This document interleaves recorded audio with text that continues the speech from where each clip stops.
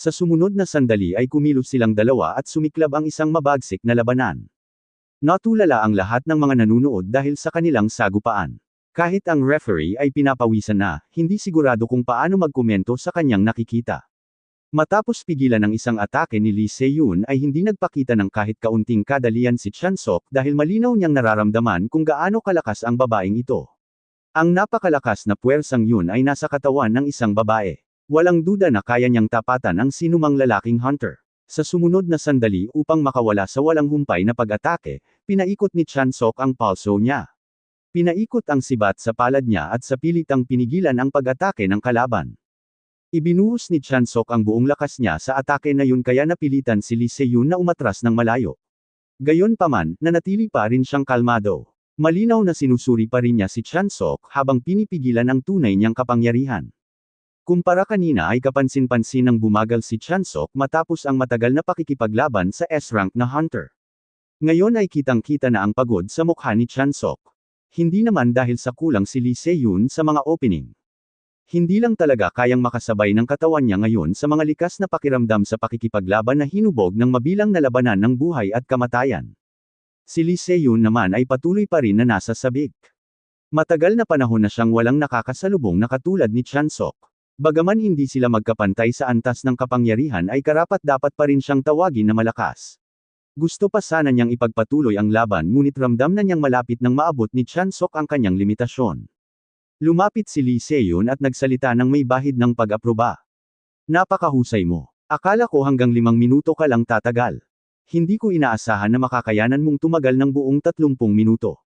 Bago pa man tuluyang may ibulalas ang mga salita niya ay sumugod na siya. Dahil pagod ka na ay papadaliin ko na ito para sa iyo dahil panahon na para huminto ka at magpahinga. Nang makita niya ito ay mas lalo pang hinigpitan ni Chan-sok ang pagkakahawak niya sa kanyang sibat. Wala nang naiimbak na mana sa katawan niya at kakaunti na rin ang mana sa hangin. Huminga siya ng mabagal. Pinipilit niyang pakalmein ang kanyang isipan. Hindi niya gustong gamitin ang galaw na ito ngunit ngayon ay wala na siyang pagpipilian. Biglang yumuko ang kanyang katawan habang naghahanda siyang salubungin ang susunod na atake ni Lee Se-yoon. Nakatuon ang kanyang mga mata sa galaw ng babae. Sa sandaling magpakita man lang siya ng kahit kaunting opening ay gagamitin na ni Chan-sok ang Paradox Flame. Nang sumiklab ang Paradox Flame, nagkaroon ng pagkagulat sa mga mata ni Lee Se-yoon. Ngunit sa halip na umatras ay hiniwa niya ito ng diretsyo. Bumagsak ang kanyang Great Sword at hinati ang atake sa dalawa. Nung napagtanto niyang hindi niya siya nasaktan ay agad na umatras si Chan-sok at pinalayo ang distansya sa pagitan nila. Isang nasisiyahang ngiti ang lumitaw sa mukha ni Lee Se-yoon. Dapat sana ay hindi na nakaiwas si Chan-sok sa huling atake niya. Ngunit sa hindi maipaliwanag na paraan ay nagawa pa rin niyang iwasan ito. At ang itim na aura sa paligid mo, ipinagpatuloy niya. Ano nga ba talaga yan? Ginamit mo yan para atakihin ako kanina. Hindi ba? Pero nahiwa lang yan ng aking Great Sword. Kalmado lang na sinabi ni Chan-sok na ito ay ang Paradox Flame. Ito ang huling baraha ko. Noong nasa ibang mundo ako ay ito ang pinakamadalas kong ginagamit na kakayahan at ang kapangyarihang pinagkakatiwalaan ko. Hindi tulad ng ordinaryong apoy ang itim na apoy na ito. Ang dahilan kung bakit buo pa ang damit ko ay dahil hindi nito sinusunog ang pisikal na bagay.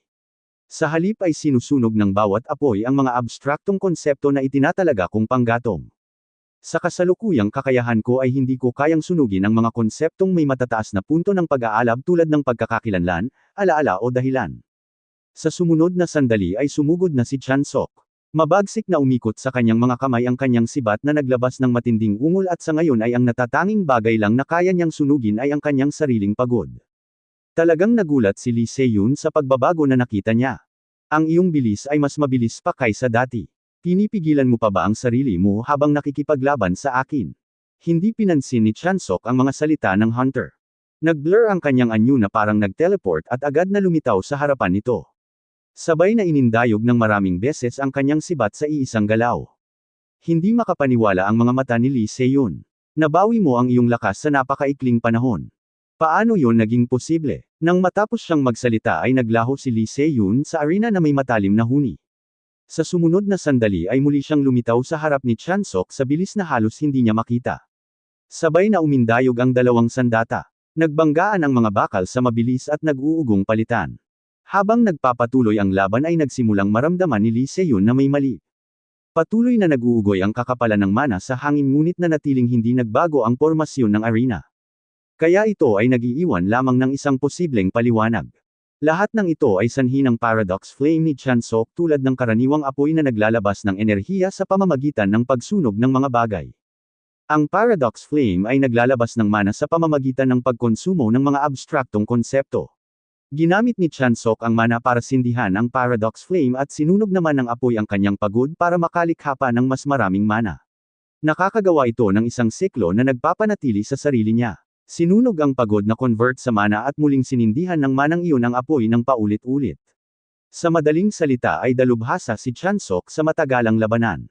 Habang tumatagal ang laban ay mas lalo pang lumalala ang kalagayan ng kanyang kalaban habang siya ay nananatiling nasa parehong kalahating pagod na balanse at patuloy na nakikipaglaban. Sa sandaling yun ay biglang lumitaw si Lee Se-yun sa harapan ni Chansok at inindayog ang kanyang espada na may matalim na kalansing ng metal. Nabasag ng kanyang hampas ang sahig ng arena ngunit hindi pa rin natamaan si Chansok. Dahan-daang itinaas ni Lee Se-yun ang kanyang ulo. Kalmado ang tono ngunit mabigat ang pressure nito. Talaga bang balak mong magpatuloy? Lumabas si Chansok mula sa makapal na alikabok. Sa sandaling yun ay para siyang nakakapit ng mahigpit sa binti ng iba at ayaw niyang bumitaw. Tumawa lang siya. Plano kong gawin itong digmaan ng actress yun mula pa sa simula. At ngayon ay sinasabi mong sumuko na ako. Kaya ko pang magpatuloy ngayon. Alam mo yan, hindi ba pang aalipuste niya? Kaya sabihin mo, karapat-dapat ba sa'yo ang isang taong kasing walang hiya ko? Sa wakas ay lumitaw na ang pagod sa mga mata ni Lee Se-yun. Sinadya niyang pigilan ang kanyang lakas para makipaglaban kay Chansok sa magkaparehong antas. Kung seryoso siyang lalaban ay natapos na sana ang laban sa isang atake lang. Wika niya habang pantay ang boses. Hindi niya akalaing may makikita siyang isang taong ayaw matuto kung kailan dapat huminto. Kapag sinunog mo ang isang puno, ang matitira na lang ay abo. Ang abong nasunog na ay hindi na muling masusunog pa. Pareho lang nito ang paradox flame. Nag-iiwan nito ng labi. Kapag ang lahat ay naging abo ay doon na mawawala ang apoy at doon na rin magtatapos ang iyong buhay. Tinignan ni Listen ang timer sa kanyang pulso. 4 na oras at 17 minuto na ang nakalipas. Sa puntong ito ay ganap nang nakahiga si Chansok sa sahig. Tumingin lang pababa si Lee Se-yun at nagtanong, matagal na rin ang iyong itinagal. Gusto mo pa bang magpatuloy? Sumuko na si Chansok nang walang pag-aatubili. Pabayaan mo na ako. Kung magpapatuloy pa ito ay talagang mamamatay na ako. Sa kanyang pagsuko ay opisyal nang idineklara ang nanalo sa laban at yun ay si Lee Se-yun. Inabot ni Lee Se-yun ang kamay niya sa loob ng kanyang damit at inilabas ang isang lollipop. Nung lumitaw ito ay nanlamig sa takot ang mga tauhan niya. Casual niyang itinapon ang lollipop patungo kay Chansok at kasama nito ang isang business card. Yan ang iyong gantimpala sa lahat ng pagsisikap mo. Sabi niya, nandyan din ang card ko kaya siguraduhin mong tatawagan mo ako. Tinignan ni Chansok ang card. Nakasulat dito ang partner Hunter Janabi, LLC Team 3 Headhunter Lee Se-yun. Hininaan niya ang boses niya. Pag-usapan natin ang mga detalye mamaya. Tawagan mo ako pagkatapos mong magpahinga. Lumipas ang 2.5 oras ay kinakain na ni Chansok ang lollipop. Hindi siya makapaniwala sa smart device na hinahawakan niya dahil sa orihinal na panahon niya ay ang patunay na pagkakakilanlan ay mga manuskriptong dokumento.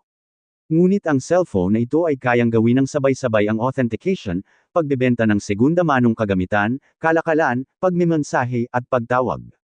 Pinapaalala nito sa kanya ang mundong dati niyang tinitirhan kung saan ito ay parang mahiwagang komunikasyon para sa malayong distansya. Biglang may isang malaking lalaki ang lumapit sa kanya. Ikaw ba si Hunter Chansok? Mas gwapo ka ng personal kaysa sa camera. Kitang-kita na mahigit 2 metro ang laki ng lalaki. Pagkatapos magsalita ay iniabot niya kay Chansok ang isang business card. Nakasulat sa card ang Taebake LLC Yun Song Han. Tuwiran niyang sinabi ang kanyang layunin. Gusto niyang sumali si Chansok sa kanyang team. Sa pamamagitan ng sapat na karanasan sa ilalim ng kanyang pamumuno ay naniniwala siyang tunay na magliliwanag si Chansok. Tumango lang si Chansok at tumingin siya pataas. Hindi naman mukhang nagsisinungaling ang lalaki ngunit biglang sumagi sa isipan niya ang ekspresyon ni Lee Se-yun, ang bahagyang pamumula ng kanyang mukha at ang pagtatyaga niyang tawagan siya pagkatapos niyang magpahinga. Binulsa lang ni Chansok ang business card ni Yun Song Han. Mayroon na siyang naunang pangako kaya hindi pa siya makakapagbigay ng malinaw na sagot. Kailangan ko ng kaunting oras para pag-isipan ito bago ako magpasya. Sabi niya, sa halip na magalit ay bigla lang na natawa si Yun Song Han.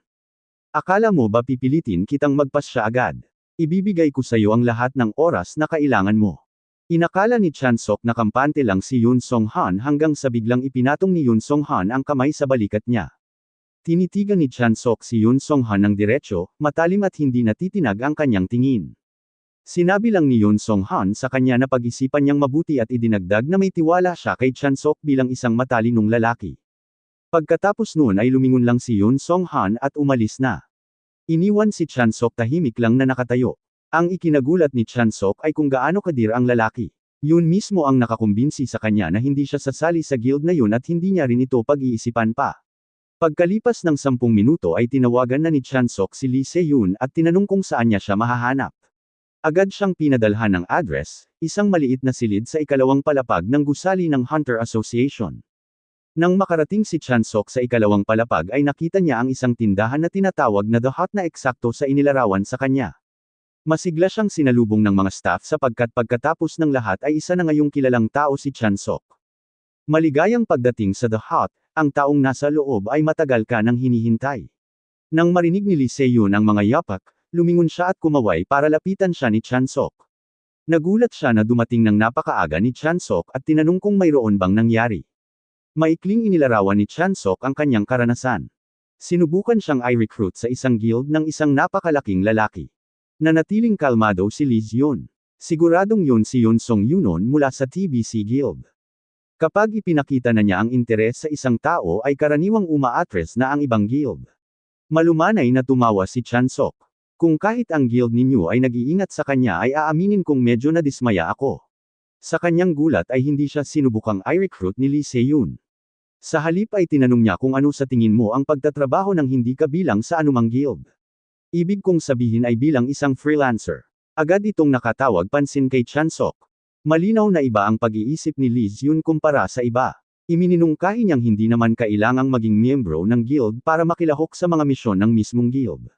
Idinagdag pa niya na malamang ay entry-level na posisyon lamang ang inihahandog ni Yoon Song-han kay Chansok. Ibinagsak ni Chansok ang kanyang kamay sa lamesa. Ano nga ba talaga ang isang partner hunter? Kaya sinimulan na ni Lee Se-yoon na magpaliwanag. Karaniwang nahahati ang mga hunters na kaanib ng guild sa 3 ranggo, entry-level, senior at partner hunters. Ang mga entry-level at senior hunters ay nagtatrabaho sa mga kupunan na pinamumunuan ng isang partner-level hunter at pwedeng ituring ng mga empleyadong nabibigyan ng sahod. Samantala, ang mga partner hunters ay may hawak na shares ng guild sa halip na kumita ng nakapirming sahod. Nakakatanggap sila ng bahagi sa kabuuang kinita ng guild kaya halos ginagawa silang co-owners nito. Ang buong sistema ay tunog na tunog ng isang law firm. Narinig ni Lee Se-yoon na noong unang itinatag ang mga guild ng hunters ay hinudyas ang kanilang estruktura ayon sa mga legal na practice. Sa tingin niya ay hindi naman kailangang sumali ni Chansok sa isang guild at umakyat mula sa entry level hanggang maging senior hunter ng hakbang-hakbang para lang maging partner hunter. Naintindihan ni Chansok ang ibig niyang sabihin. Basta't makabuo siya ng sapat na reputasyon at makamit ang mga resulta na hindi pwedeng baliwalain ng mga tao ay kusang hahanapin siya ng mga guild. Malinaw na ikinatuwa ni Lee Se-yoon ang pagkaunawang yun. Pakiramdam niya ay walang balakid sa pakikipag-usap kay Chansok. Ang ikinaguguluhan lang ni Chansok ay ang nakasanayan ng babae na magbigay sa kanya ng candy dahil simula nung umupo siya ay 2 na ang naibigay sa kanya. Gayunpaman ay may practical siyang problema. Walang koneksyon si Chansok at wala siyang pinagkukunan paano niya makukuha ang kahit anong desenteng komisyon. Kaya parang isa na itong matarik na labanan mula pa sa simula. Hindi na lang yun pinansin ni Lee Se-yoon at sinabing hindi yun problema dahil matutulungan niya siya sa bahaging yun at gagawin niya ito ng libre. Lalo lang itong nagdulot ng pagdududa kay Chansok. Walang libreng serbisyo sa mundo kaya direkta niyang tinanong, bakit mo ako tinutulungan ng ganito? Ipinasok ni Lee Se-yoon ang kamay niya sa loob ng folder. Sa hinaharap ay kapag nakamit mo na ang sapat na kasikatan at nagsimulang magunahan ng mga guild para kunin ka ay gusto ko lang na maalala mo na minsan ay may isang babaeng tumulong sa'yo. Para bang gusto niya lang na magkaroon ng utang na loob si Chansok sa kanya. Dahan-dahan niyang itinulak ang folder patungo kay Chansok. Gusto mo bang silipin kung tatanggapin mo man o hindi ay nasa sayo na ang desisyon. Binuksan ni Chansok ang folder at sinimulan na niya itong basahin. Ito ay isang komisyon mula sa lungsod ng Inan na nakatuon sa isang lugar na tinatawag na Isla ng Gadangdo. 2 taon na ang nakalipas nung sinubukan nilang alisin ang isang corrosion rift doon. Pero nabigo sila kaya ito ay naging corrosion zone. Akala ni Chansok na ang trabaho niya ay ang harapin mismo ang corrosion rift. Pero sa halip ay tungkulin niya lang na magpatrolya sa isla ng Gadongdo, magbantay para sa anumang bagong rifts at alisin ang mga ito kung may lilito. Nakaschedule ang misyon 1 buwan mula ngayon na may paunang bayad na 5 milyon at karagdagang 1 milyon kapag sila ay nagtagumpay. Itinapon lang ni Chansok ang mga dokumento sa lamesa kung iisipin niya ang panganib sa buhay niya ay malayo pa sa pagiging bukas palad ang bayad sa kanya.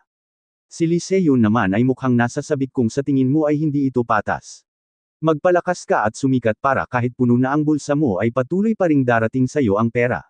Sa sandaling yun ay ang gusto lang ni Lee Se-yoon ay ang sagot ni Chansok. Oo hindi. Mabagal na nagsalita si Chansok.